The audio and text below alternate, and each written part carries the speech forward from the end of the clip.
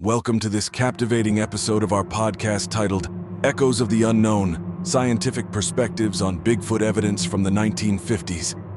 In this session, we'll embark on an exciting journey through time to explore how the mysterious creature known as Bigfoot became a significant topic of inquiry during the 1950s. This decade was intriguing and transformative, bridging folklore and scientific curiosity, prompting numerous investigations into Bigfoot sightings across North America. Today, we'll examine key eyewitness reports, scientific endeavors, and the evolving narrative that emerged during this era. To start, it's crucial to understand the cultural backdrop of North America in the 1950s.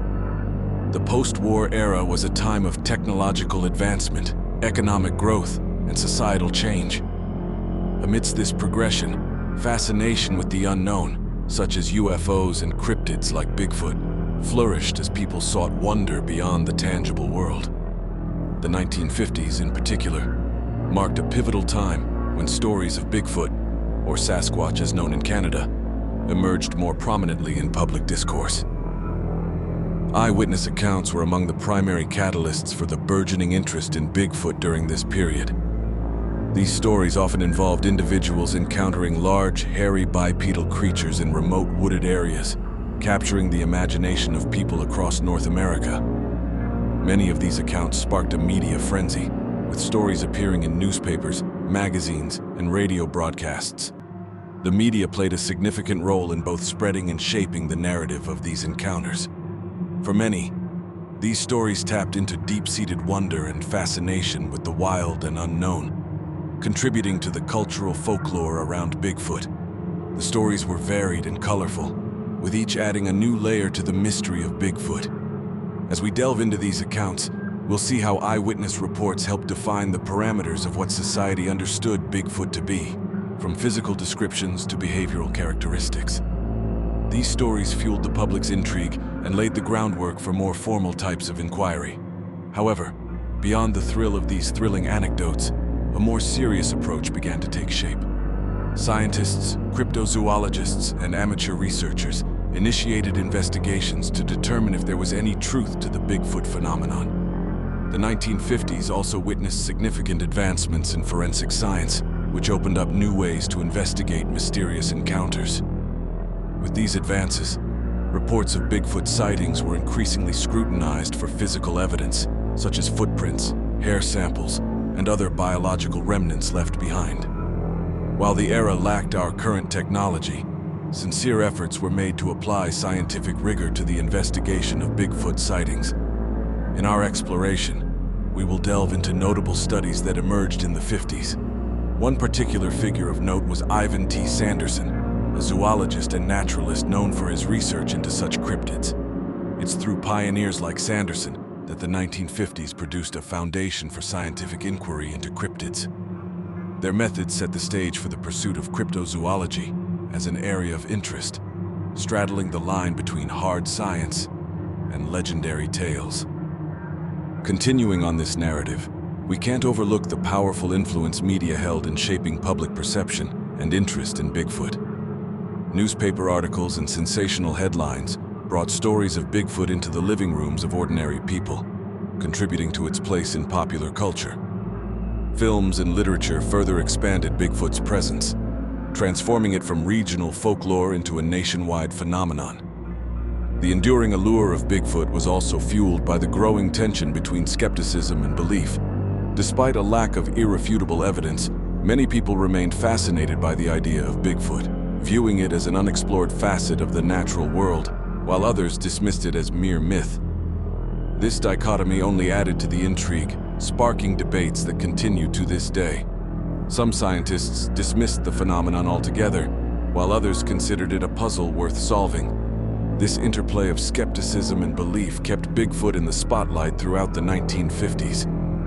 Meanwhile, efforts to gather tangible evidence of Bigfoot were underway. Investigators faced numerous hurdles, such as rough terrain, inclement weather, and the elusive nature of the creature itself.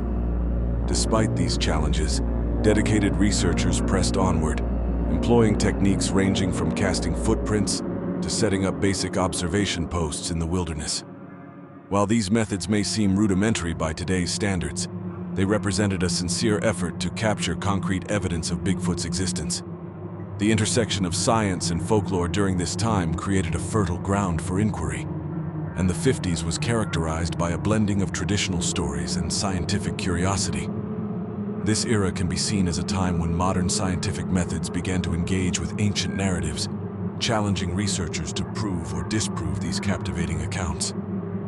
The lens through which Bigfoot was viewed during the 1950s would ultimately set the stage for future decades of research and exploration. One could argue that the way society approached Bigfoot during this time laid the groundwork for our current perceptions.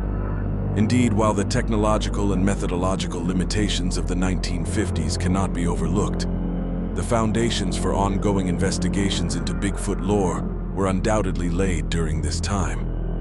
When we consider the impact of 1950s encounters on modern-day Bigfoot lore and popular culture, it's clear that these early stories have left an indelible mark.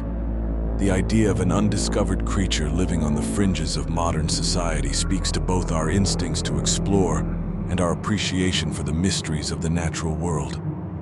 Additionally, the scientific perspectives that arose during the 50s have continued to influence today's discussions around Bigfoot. Reports from that decade are regularly re-examined and re-evaluated as new methods emerge and public interest is reignited, sometimes bringing fresh insights or revealing oversights in past analyses. From documentaries to internet forums, the impact of 1950s narratives can still be seen echoing throughout contemporary discussions. As we reflect on our exploration today, it's essential to recognize how the mixture of legend, media narratives, and scientific intrigue created an enduring fascination with Bigfoot. The creature that emerged from the depth of North American woods truly crossed the boundaries of time and allowed us to intertwine past with present in the quest for discovery. While the 1950s may be several decades behind us, the enduring enchantment remains just as compelling, ensuring that Bigfoot's lore continues to thrive among both seasoned researchers and curious enthusiasts. In the end, the enduring appeal of Bigfoot lies in its ability to evoke a sense of wonder. It represents the unknown, the uncharted, and a challenge to our understanding of the world.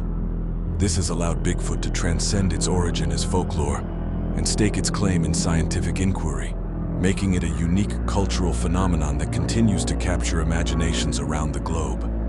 Thank you for joining me in this exploration of the 1950s influence on the Bigfoot phenomenon. Until next time, keep seeking the unknown and questioning the world around you. Remember, sometimes it's the fantastical elements of mystery that make our world truly extraordinary. That's all for today's episode. As always, be sure to tune in next time as we further investigate and share the rich tapestry of Bigfoot history and encounters. Take care and stay curious.